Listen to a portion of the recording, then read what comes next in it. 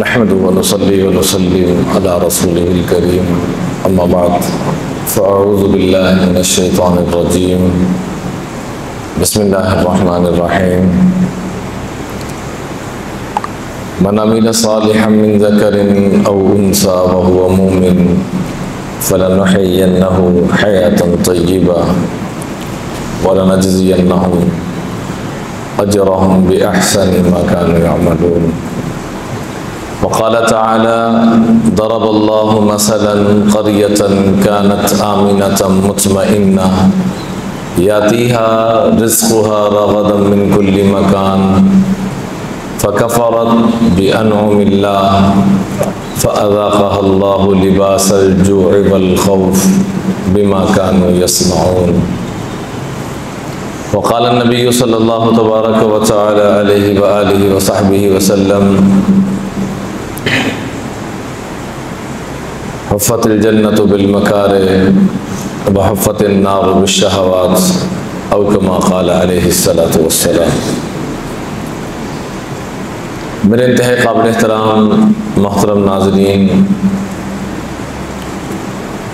ہمارے لیے بڑی سعادت کی بات ہے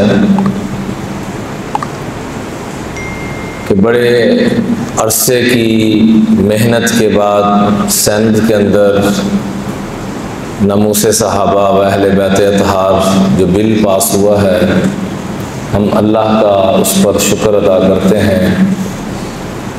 اللہ تعالیٰ ان تمام نفوس کو، ان تمام احباب کو انتہائی جزائے خیر عطا فرمائے جنہوں نے تھوڑی محنت کی یا زیادہ محنت کی، جتنا جس نے حصہ ڈالا اللہ تعالیٰ ان کو اس سے کروڑوں گنا بڑھ کر زیادہ حصہ عطا فرمائے۔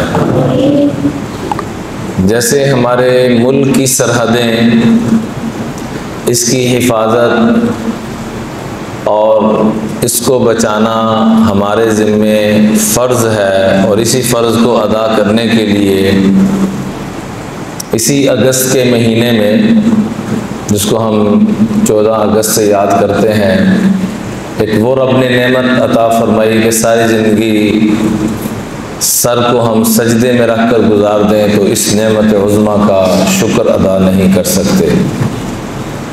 آزادی بہت بڑی نعمت ہے۔ ایمان کی بنیاد پہ دیس کا مل جانا، دین کی بنیاد پہ ریاست کا قائم ہو جانا رب کی بہت بڑی نعمت ہے۔ کمی کوتاہیاں ہر جگہ چلتی ہیں، رب سے دعا ہے کہ جو بھی کمیاں کوتاہیاں اللہ کو معاف فرمائے، اور جو بھی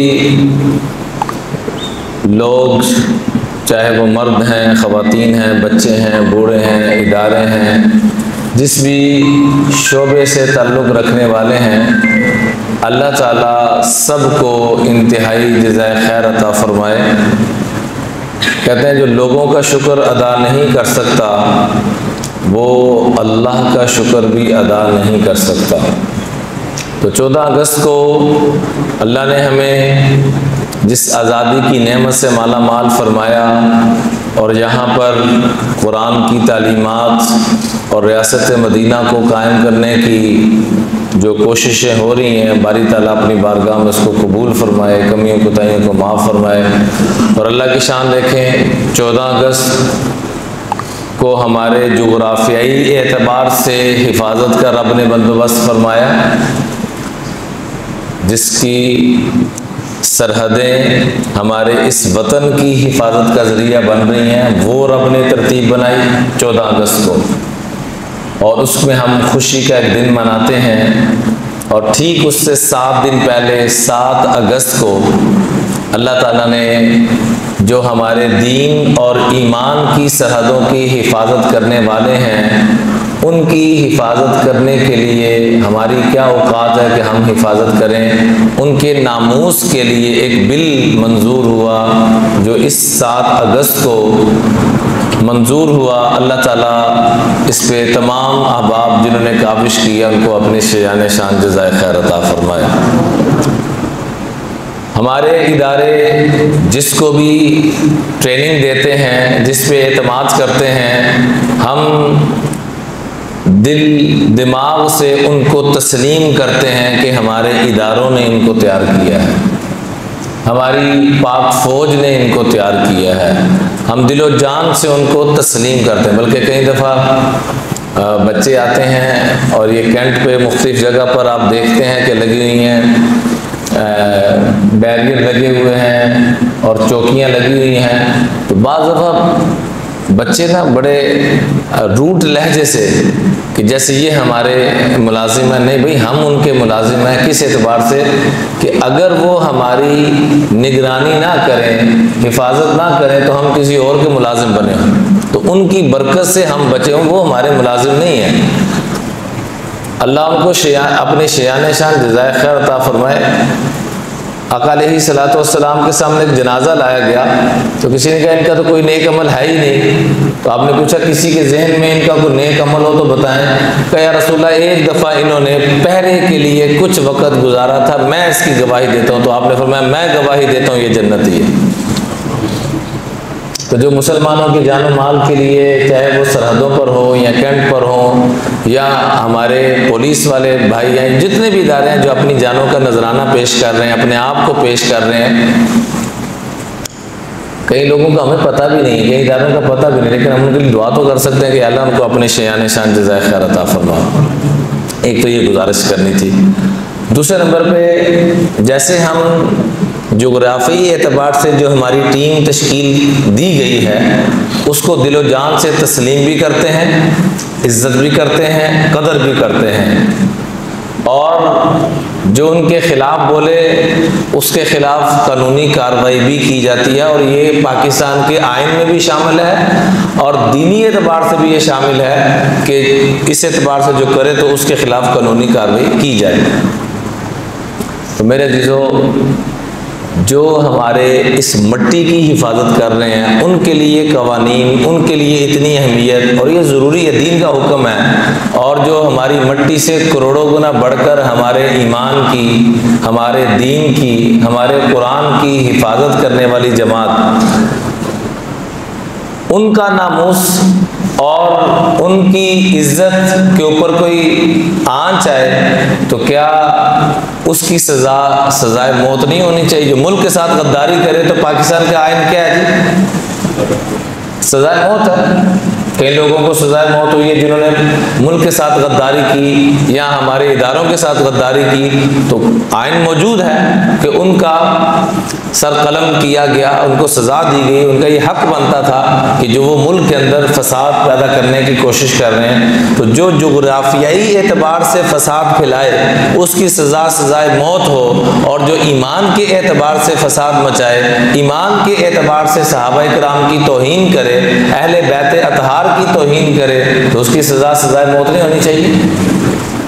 بولی ہونی چاہیے کہ نہیں ہونی چاہیے؟ 100% ہونی چاہیے۔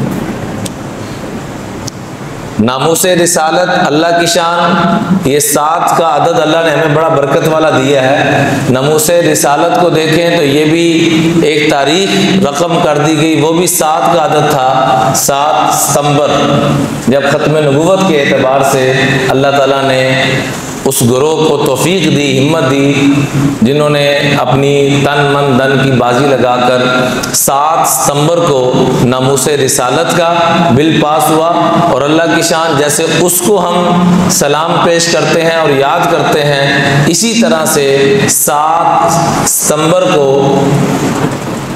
جو ہمارا ناموس رسالت کا بل پیش ہوا، ہم اس کو سلام پیش کرتے ہیں۔ اللہ کی شان 7 اگست کو ناموس صحابہ و اہل بیت اطہار کا بل پیش ہوا، اور اس کو قرارداد یہ پیش کی گئی کہ جو آج کے بعد اس کے خلاف کوئی جائے گا تو اس کو بھی سزا دی جائے گی، اور اس کو بھی جیسے ناموس رسالت کا قانون بنا ایسے ناموس صحابہ و اہل بیت اطہار کا قانون بنا۔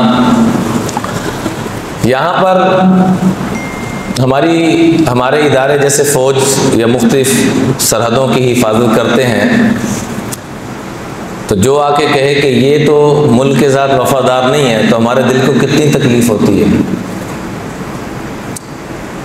حسنین کریمین، کائنات کے سب سے بڑے شہزادے، انہوں نے جن کے لیے پہرا دیا ہو ان کا کیا لیول ہوگا؟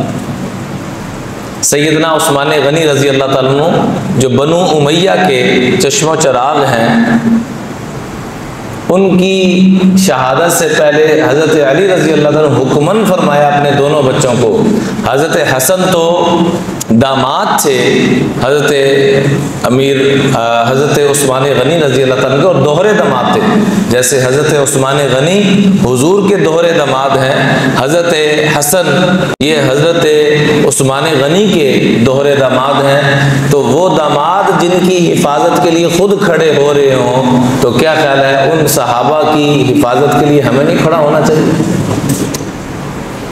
تو ناموس صحابہ سارے بولی زندہ باد. ناموس صحابہ پاکستان، جیسے پاکستان زندہ باد ہے، پاکستان سے کروڑوں گنا اوپر ناموس صحابہ اور ناموس تحفظ ختم نبوت. یہ وہ چیزیں ہیں جو میرے عزیزو، جو میری آپ کی جان سے، تن من دھن سے بھی زیادہ قیمتی اور زیادہ اہم ہیں. ناموس رسالت کی باری آتی ہے تو سیدنا صدیق اکبر رضی اللہ تعالیٰ عنہ، جن کے بارے میں اللہ کے محبوب نے فرمایا میری امت میں سے سب سے زیادہ رحم دل، سب سے زیادہ نرم دل، ارحم امتی بی امتی ابو بکر، میری امت کا سب سے بڑا رحم دل جو شخص ہوگا ان کا مبارک نام کیا ہے؟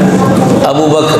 لیکن جب ناموس رسالت کی باری آتی ہے، ناموس رسالت کی باری آتی ہے، پورے غزوات میں 250 کے قریب صحابہ کرام شہید ہوتے ہیں، لیکن جب ناموس رسالت کی باری آتی ہے تو 1200 کے قریب صحابہ کرام شہید ہو رہے ہیں. اب اندازہ کریں کہاں 250 اور کہاں 1200 کے قریب.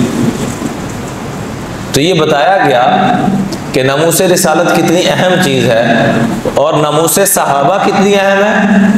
یہ اللہ کے محبوب نے خود بیان فرما دیا اپنے عمل سے. ایک جنازہ لایا گیا اور کسی بتانے والے نے بتایا یا رسول اللہ یہ بندہ جو فوت ہوا ہے یہ حضرت عثمان غنی کے بارے میں دل میں بوجھ رکھتا تھا اور کچھ باتیں ایسی کرتا تھا، تو آپ نے اس کا جنازہ نہیں پڑھایا کہ میں اس کا جنازہ نہیں پڑھاؤں گا. تو آپ اس سے اندازہ کر لیں کہ ناموس صحابہ، ناموس اہل بیت اطہار اور ناموس ختم نبوت، تحفظ ختم نبوت، یہ تینوں چیزیں حضور کی ناموس، آقا علیہ الصلوۃ والسلام کی ختم نبوت کا جو معاملہ ہے اس کو بچاؤ کے لیے اپنے آپ کو پیش کرنا، اہل بیت اطہار اور صحابہ کرام، یہ سارا کل ملا کے ایک مجموعہ ہے. اور جیسے ہمارے ادارے فوج، اس کو ہم عظمت پیش کرتے ہیں، سلام پیش کرتے ہیں، اور جس کو اللہ قرآن پاک میں اپنے محبوب کی فوج کو اپنی فوج کہہ رہا ہے، اولئک حزب اللہ، میرے محبوب کے جو تربیت یافتہ ہیں، میں اللہ گواہی دیتا ہوں یہ میری فوج ہے، اور میری فوج ہر جگہ غالب آئے گی، ہر جگہ فاتح ہوگی، ہر جگہ عزت پائے گی. تو اس لیے میرے عزیزو ایک تو اس پہ اللہ کا شکر ادا کریں اور دعا فرمائیں کہ ایک پروسیس میں ہے. بل جو پیش کیا گیا ہے وہ صدر پاکستان کے دستخط ابھی باقی ہیں، دعا فرمائیں اللہ وہ پروسیس بھی پورا فرمائے اور عافیت کے ساتھ ہماری جان، تن من دھن سے کروڑوں گنا نہیں، اربوں گنا نہیں، جہاں گنتی ختم ہوتی ہے اس سے بڑھ کر صحابہ کرام کی شان اور عظمت اور اہل بیت اطہار کی شان اور عظمت ہمارے دل و دماغ میں نقش ہے. مسلمان گناہ گار ہے جیسا بھی ہے، اپنے ماں باپ کی بے عزتی برداشت کر لے گا لیکن ان ہستیوں کی بے عزتی برداشت نہیں کر سکتا، اس کا ایمان اجازت ہی نہیں دیتا. میرے مائی باپ کو کوئی گالی دے دے. میں ایک دفعہ پی ٹی وی پہ پروگرام کر رہا تھا تو ایک شخص نے بنو امیہ کے حوالے سے بات کرتے بیچ میں سے گزرنے لگا کہ وہ ایسے تھے ایسے تھے، تو میں نے فوراً اللہ کے فضل و کرم سے پورا دفاع کیا. اور دفاع میں ظاہر بندہ جب دفاع کی بات کرتا ہے تو بعض دفعہ بندہ تھوڑا جذباتی بھی ہو جاتا ہے. اب اسٹیٹ کا چینل ہے ہمارا، اب اس میں تمام مکاتب فکر کے لوگ بھی دیکھ رہے ہیں اور سارے معاملات دیکھے جا رہے ہیں. اب جو ہمارے ہوسٹ تھے میزبان وہ بار بار مجھے اشارہ کریں کہ تھوڑا سا آہستہ، تھوڑا سا سلو، تو میں نے ان کی کوئی اشارے کو ترجیح نہیں دی اور اپنا موقف پورا پیش کر دیا. بعد میں مجھے کہنے لگے اتنے سالوں سے ہم پروگرام کر رہے ہیں، اب کبھی جذباتی نہیں ہوئے، کبھی غصے میں نہیں. آج آپ کو ہوا کیا ہے؟ میں نے کہا اللہ کی قسم یہ میرے ماں باپ کو گندی گالیاں بھی دے دیتا میں اس کو کچھ نہ کہتا، لیکن یہ بنو امیہ جس میں سر فہرست سیدنا عثمان غنی، سیدنا ابو سفیان، سیدہ ہندہ اور سیدنا امیر معاویہ اور کتنے بیسیوں صحابہ کرام اس میں آتے ہیں، بھئی ایک یزید نے آ کے بدبختی کی ہے، آپ کا بیٹا کو چوری کر لیتا ہے، ڈکیٹی کر لیتا ہے، تو اس کی وجہ سے آپ کو بھی بدنام کیا جائے، جس نے چوری کی ہے اس کو سزا ملنی چاہیے۔ ایک حاجی حج پہ جاتا ہے اور وہ غلطی کر لیتا ہے تو آپ یہ جملہ کہنا شروع کرتے ہیں کہ حاجی سارے ہوتے ہی ایسے ہیں، تو یہ نادانوں والا جملہ نہیں۔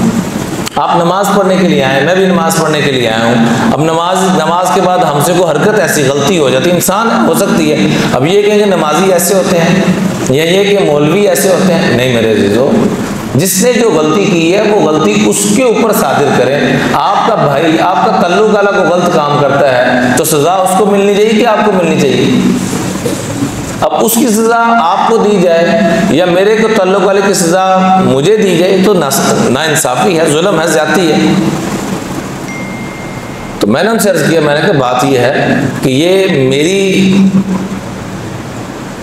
میری شان کیا ہونی ہے، میری ذات کے اعتبار سے برا بھلا کیا لے، میرے والدین کی شان میں برا بھلا کیا لے، میں اس کو کچھ نہیں کہوں گا، درگزر کر دوں گا۔ لیکن جہاں پر ایمان کی بات آ جاتی ہے، جہاں پر یقین کی بات آ جاتی ہے، جن کے صدقے سے ہمیں سب کچھ ملا ان کی بات آ جاتی ہے، آقا علیہ الصلوۃ والسلام کے تحفظ کی بات، تو وہاں پر کوئی کمپرومائز نہیں۔ صحابہ کرام کے ناموس کی بات آ جاتی ہے، اہل بیت اطہار کی آ جاتی ہے، کسی کی بھی آ جاتی ہے، اس کے بارے میں یا قرآن پاک کی جیسے پیچھے بے حرمتی کی گئی تو پورے 1.25 ارب کے قریب جو مسلمان ہیں، یعنی یوں کہہ لیں کہ ہر چھٹا یا 5واں آدمی مسلمان ہے دنیا میں، اگر ریشو نکالی جائے تو ہر چھٹا آدمی تقریباً مسلمان ہے، الحمدللہ۔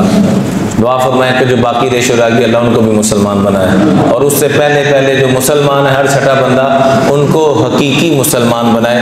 اس کے اوپر ایک دو گزارش عرض کرنا چاہوں گا، چونکہ ہمارا موضوع تھا حضرت حسین رضی اللہ تعالیٰ عنہ کی زندگی کے حوالے سے، ان کی زندگی کیسے گزری، ان کی نصیحتیں کیا تھی، ان کا لوگوں کے ساتھ رویہ اور معاملہ کیا تھا، وہ ہمارا موضوع چل رہا تھا۔ وہ بیچ میں چونکہ اسی ہفتے کے اندر یہ بل پیش ہوا ہے اور یہ بڑی ہمارے لیے سعادت کی بات ہے، تو میں اپنے موضوع کی طرف واپس آنا چاہوں گا۔ اور موضوع پہ واپس آنے سے پہلے ہمارے ساتھ ابھی حج پہ پاکستان کرکٹ ٹیم کے کپتان سے بابر اعظم صاحب، یقین کریں ہم نے اپنے ذہنوں میں بنا لیتے بڑا کوئی متکبر آدمی ہوئے گا، بڑا یہ ایسے ہوگا، یہ ایسے ہوگا، یہ ایسے ہوگا، ایسے پورے دنیا دار اگے نے۔ اللہ کا واسطہ یہ ہم اپنے ذہن بنانا چھوڑ دیں، ہم نے اپنے ذہنوں میں یہ خیالی پلاؤ بناتے رہتے ہیں نا، یہ خیالی پلاؤ بنانا چھوڑ دیں۔ ریکویسٹ ہے آپ تمام ماں باپ سے۔ ابھی سری لنکا میں اس کا انٹرویو چل رہا تھا تو ہوسٹ کو کیا کہتا ہے، جلدی کرو نماز کا ٹائم ختم ہونے والا ہے، میں نے نماز پڑھنی ہے جا کے۔ بڑی بات یہ وائرل ہوئی ابھی۔ اب اس وقت پوری دنیا میں جو ٹاپ 1 کی ترتیب میں جا رہا ہے کرکٹ کی دنیا میں وہ بابر اعظم ہے۔ اچھا اس نے ایک اپنا نام بنایا اور سارے معاملات جو بھی کیے اس نے، لیکن ہمارے دنیا دار یہ جو سوچ رکھتا نا یہ دنیا دار ہے، یہ اصل میں سوچ رکھنے والا خود دنیا دار ہے۔ یہ جو سوچ رکھتا ہے نا بندہ کہ یہ بندہ ایسے ہے، اصل میں وہ ایسے نہیں ہے، یہ سوچ رکھنے والا خود ایسے ہے۔ دعا فرمائے کہ اللہ اس بیماری سے میری بھی حفاظت فرمائے، آپ کو بھی فرمائے۔ حضرت حسین رضی اللہ تعالیٰ عنہ طواف فرما رہے تھے اور طواف کرتے کرتے بڑا خوبصورت جملہ فرمایا۔ کچھ لوگ اکٹھے ہو کے طواف سے فارغ ہوئے نا تو لوگ اکٹھے ہو گئے، لوگوں کو ایک بڑا مختصر خطاب فرماتے تھے۔ جیسے پچھلے جمعے کو میں نے ان کے خطاب کے 3 جملے صرف عرض کیے تھے، امید ہے کہ رب سے سب نے مانگے ہوں گے کہ اللہ ان 3 بیماریوں سے ہم سب کی پوری امت کی حفاظت فرما۔ وہ 3 جملے کیا تھے جی؟ کس سے بچنا؟ ان سے پوچھا گیا کہ میں کیا بننا چاہتا ہوں؟ اللہ کا ولی۔ کیا بننا چاہتا ہوں؟ ہمارے چھوٹے سے اللہ کے ولی نے بھی ماشاءاللہ یاد رکھا ہوا ہے جی، ماشاءاللہ یہ جنتی پھول بیٹھے ہوئے ہیں آپ کے سامنے۔ کیا بننا چاہتا ہوں؟ حضرت حسین سے پوچھا گیا میں صرف 3 چیزوں کی حفاظت کر لو، میں گارنٹی دیتا ہوں کہ تم اللہ کے ولی بن جاؤ گے۔ بدگمانی، بد نگاہی اور بد زبانی۔ ایسے ہی ایک دفعہ طواف کر رہے تھے، طواف کر کے جب فارغ ہوئے تو لوگ اکٹھے ہو گئے، حضرت کو نصیحت فرما دیں، تو بڑا خوبصورت جملہ ارشاد فرمایا جو عبادت اخلاق اور کردار پر اثر نہ کرے، ذرا یہ جملہ آپ بھی دہرا لیں، جو عبادت اخلاق اور کردار پر اثر انداز نہ ہو وہ سوائے مشقت کے کچھ بھی نہیں۔ اس کو اگر آسان جملوں میں کہیں کہ جس عبادت کے بعد آپ کے اخلاق میں تبدیلی نہ آئے تو وہ عبادت نہیں ہے، مشقت ہی ہے۔ اس کو آسان لفظوں میں یوں کہہ لیں، عبادت وہ ہے کہ جس عبادت کے بعد آپ کی زندگی میں تبدیلی آئے، آپ کی زندگی میں انقلاب آئے، تو آپ سمجھ رہے ہیں کہ آپ نے واقعی عبادت کی ہے۔ اس کو ایک مثال سے سمجھیے، ہم ہر کام کرتے ہیں ثواب کے لیے، اجر و ثواب مل جائے۔ ثواب کا لفظ عربی زبان میں یہ صوبن سے لیا گیا ہے۔ صوب عربی میں کپڑے کو کہتے ہیں، تو ثواب کا لفظ کس سے نکلا؟ صوبن سے۔ صوب کسے کہتے ہیں عربی میں؟ کپڑے کو۔ اور کپڑا کسے بنتا ہے؟ تانا اور بانا۔ یہ تانا چلتا ہے، یہ بانا چلتا ہے، ٹکا ٹک چلتا ہے تو کیا بن جاتا ہے جی؟ اگر خالی تانا ہی چلتا لے، بانا نہ چلے تو کپڑا نہیں بن سکے گا۔ شریعت نے ثواب دینے کا جو وعدہ کیا ہے وہ کس بات میں دیا ہے کہ آپ نے ایک عبادت کی، جس کو حضرت حسین رضی اللہ تعالیٰ نے بڑے آسان لفظوں میں رہنمائی فرما دی، اس کی میں تھوڑی سی تشریح کرنا چاہوں گا۔ آپ نے ایک عبادت کی، مثال کے طور پر نماز پڑھی، یہ تانا ہے، اس کا بانا کیا ہے؟ قرآن نے خود بیان کر دیا، ان الصلاۃ تنہی عن الفحشاء والمنکر، کہ نماز یقیناً انسان کو گناہوں کی دلدل سے نکالتی ہے۔ تو جو نماز مجھے آپ کو گناہوں کی دلدل سے نکالنے میں معاون اور مددگار ثابت ہو رہی ہے، تو سمجھ لیں کہ اس نماز کا ہمیں ثواب بھی ملے گا، اس نماز کا ہمیں نور بھی ملے گا، اور اس نماز کی برکت سے اللہ ہمارے سارے پریشانیوں کو، مسئلوں کو حل بھی فرما دیں گے۔ سمجھائے کہ نہیں بات؟ اللہ اس کی برکت سے ہماری پریشانیوں کو حل بھی فرما دیں گے اور ہماری ٹینشنوں کو ختم بھی فرما دیں گے۔ روزہ رکھا اور اگر نماز پڑھی، نماز گناہوں سے ہمیں نہیں بچا رہی، نہیں نکال رہی، تو پھر ہم نماز نہیں پڑھ رہے، ہم مشقت اختیار کر رہے ہیں۔ جمعہ پڑھنے کے لیے آئے، واضح و نصیحت سنی یا سنائی، دونوں ہم برابر ہیں، عمل جو کرے گا وہ آگے نکل جائے گا۔ یہاں سنانے والا سننے والا دونوں کے ہاں جی برابر ہیں۔ اللہ کے ہاں رتبہ کس کا ہے؟ جو عمل والا ہوگا۔ میں عمل کر لوں گا، میں آگے بڑھ جاؤں گا، آپ عمل کر لیں گے، آپ آگے بڑھ جائیں گے۔ تو جمعہ کے لیے آئیں، نماز کے لیے آئیں، زندگی میں اگر کچھ تبدیلی آ رہی ہے تو سمجھ لیں کہ ہم اللہ کے ہاں سے اس کا ثواب کما رہے ہیں۔ اگر گناہوں کی دلدل سے نہیں نکلا جا رہا، آنکھوں میں بریک نہیں آ رہی، زبان پہ لگام نہیں دی جا رہی، کانوں کو بند نہیں کیا جا رہا، حرام کے لقمے سے نہیں بچا جا رہا، تو سمجھ لیں کہ حضرت حسین رضی اللہ عنہ نے جو بات فرمائی کہ جو عبادت تمہارے اخلاق اور کردار پر اثر انداز نہ ہو وہ سوائے مشقت کے اور کچھ بھی نہیں۔ پھر ہم ساری رات کھڑے رہے، جس کو قرآن نے یوں بیان کیا، تسلا نارن حامیہ، اللہ اکبر، تسقى من عين آنية ليس لهم طعام إلا من ضريع لا يسمن ولا يغني من جوع، کہ بہت سے مشقت کرنے والے لیکن جائیں گے دوزخ کی طرف، تسلا نارا حامیہ، مشقتیں بڑی کر رہے ہیں لیکن جائیں گے کہاں پر؟ دوزخ کی طرف۔ وجہ کیا ہے کہ وہ ثواب والے جو پیٹرن ہے اس کو پورا نہیں کیا، آدھا چھوڑ دیا۔ نماز پڑھی، نماز کا ٹارگٹ کیا ہے کہ ہم اپنے آپ کو گناہوں کی دلدل سے نکالیں، اس سے نہیں نکالا، تو اس سے ہم نے اپنے آپ کو نکالنا ہے، نمبر 1۔ نمبر 2، روزے کا ٹارگٹ دیکھیں، لعلکم تتقون، روزہ رکھا ہے، تقوی آنا چاہیے۔ اب روزہ رکھنے کے بعد تقوی نہیں آیا تو صحیح حدیث میں آتا ہے کہ سوائے بھوکے رہنے کو کچھ بھی نہیں کمایا۔ بھوکے رہے ہو، پیاسے رہے ہو، ساری رات جاگتے رہے ہو، اس کے علاوہ اور کچھ بھی نہیں۔ حج پہ گئے، حضرت عمر رضی اللہ تعالیٰ سے پوچھا گیا کہ کیسے پتہ لگے گا کہ جو ہم حج پہ آئے ہیں اللہ سے تعلق بنانے کے لیے ہیں، ہمارا یہ حج رب کی بارگاہ میں قبول ہو گیا ہے؟ فرمایا جس حج کے بعد 2 چیزوں کی تبدیلی آ جائے تو سمجھ لینا کہ رب نے تمہارے حج کو قبول کر لیا ہے۔ پوچھا وہ 2 تبدیلیاں کیا ہیں؟ فرمایا ایک زبان کی تبدیلی، ایک دل کی تبدیلی۔ زبان پہ بھی نرمی آ جائے، دل میں بھی نرمی آ جائے تو سمجھ لینا یہ 2 جگہ کی نرمی، یہ ایک بلشت بھی نہیں بنتی، یہ 2 جگہ کی نرمی تمہیں دنیا آخرت کی ساری خیریں اور بلائیاں اور برکتیں عطا فرما دیں۔ اگر یہ 2 جگہ کی نرمی نہیں ہے تو سمجھ لینا کہ پھر تباہی تباہی ہے۔ اس لیے میرے عزیزو اس بات کی طرف ہم نے توجہ دینی ہے۔ ہم کثرت عبادت پہ زور دیتے ہیں، عبادت کا جو مغز ہے اس پہ زور نہیں دیتے۔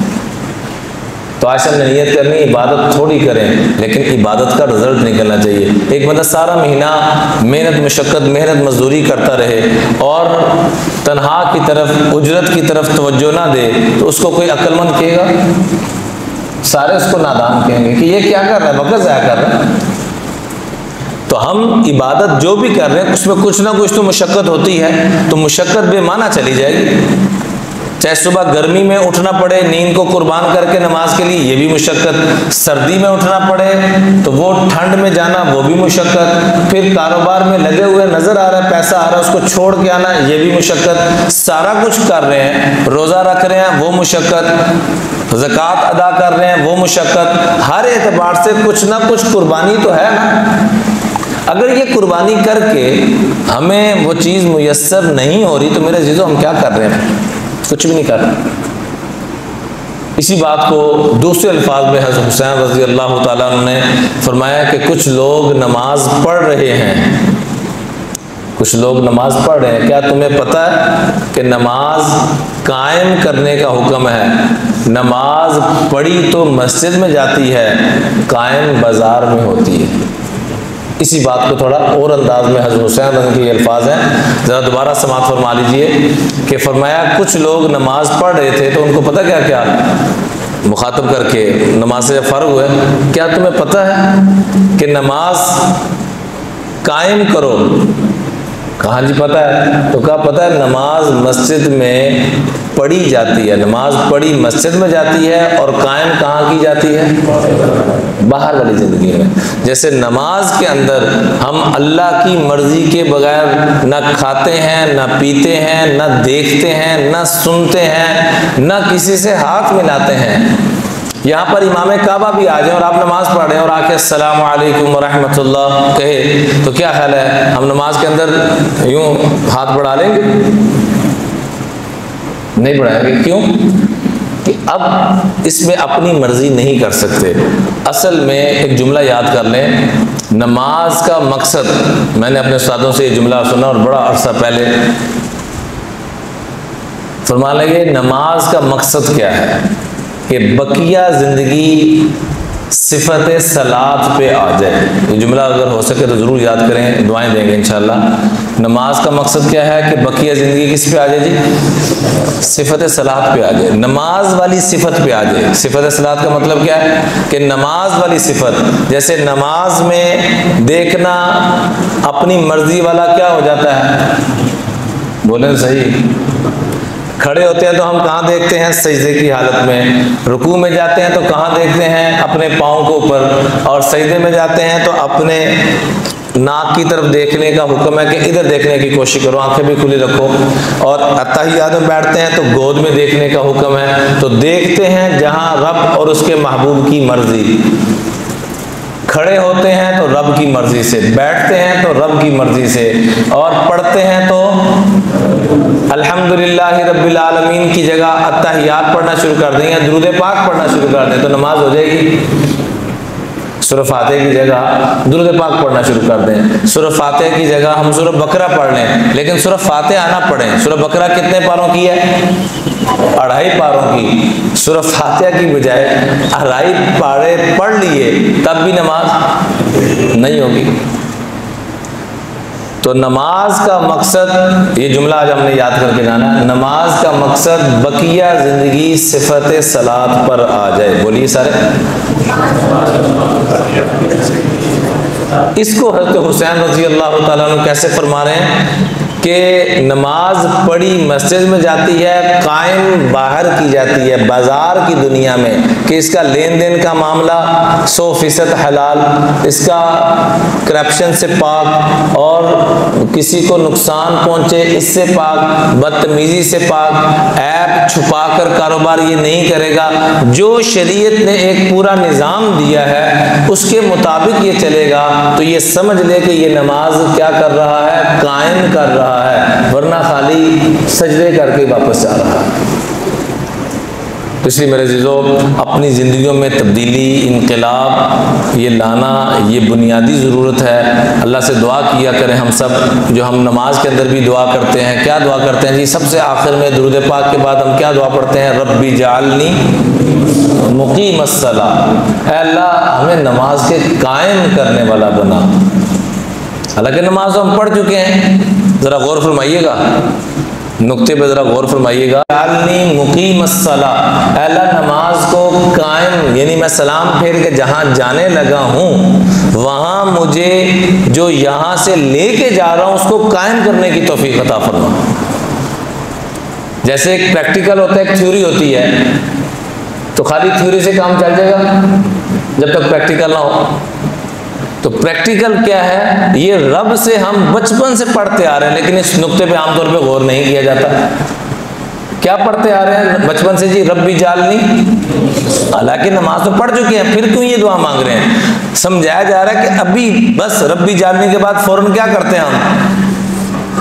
بولے صحیح، سلام پھیر دیتے ہیں نا. تو رب سے التماس کر کے، گزارش کر کے کہ اے باری تعالیٰ میں سلام پھیر کے تو جا رہا ہوں، فضل فرما دینا کہ میں جا کے اس کو قائم کر سکوں. تو آج سے ہم نے گڑ گڑا کے اللہ سے یہ مانگنا ہے کہ اللہ ہمیں نماز پڑھنے والا خالی نہ بنا، بلکہ پڑھ کر اس کو، دونوں ضروری ہے، پڑھنا بھی ضروری ہے اور اس کو، اور پورے قرآن پاک میں مجھے بتائیں نماز پڑھنے کا حکم آیا کہ قائم کرنے کا حکم آیا؟ تو قائم وہی کرے گا جو پڑھے گا، پڑھے گا تو قائم ہوگی. قیام بغیر پڑھے نہیں ہو سکتی. تو آدھا کام پڑھنا ہے، آدھا کام اس کو، دونوں لازم و ملزوم ہے. جیسے لا الہ الا اللہ آدھا جز یہ ہے کلمے کا، اور دوسرا جز کیا ہے؟ محمد الرسول اللہ. لا الہ الا اللہ کے بغیر بھی گزارا، محمد الرسول اللہ کے بغیر بھی گزارا. اسی طریقے سے نماز پڑھنا یہ بھی ضروری اور جا کے اس کو قائم کرنا یہ بھی، دونوں میں سے ایک چیز بھی نہیں ہوگی تو گزارا نہیں ہوگا. رب سے دعا ہے کہ جیسے لا الہ الا اللہ کے 12 حروف، محمد الرسول اللہ کے بھی 12 حروف، لا الہ الا اللہ کے بغیر محمد الرسول اللہ ممکن نہیں، اور محمد الرسول اللہ کے بغیر لا الہ الا اللہ بھی پورا نہیں. اسی طریقے سے نماز پڑھنا اور اس کو قائم کرنا یہ دونوں آپس میں کیا ہے؟ لازم اور ملزوم ہے. رب سے دعا ہے کہ اللہ تعالی ہم سب کو 5 وقت کی نماز پڑھنے کی بھی اور اس کو قائم کرنے کی بھی توفیق عطا فرمائے. وآخر دعوانا الحمدللہ رب العالمین.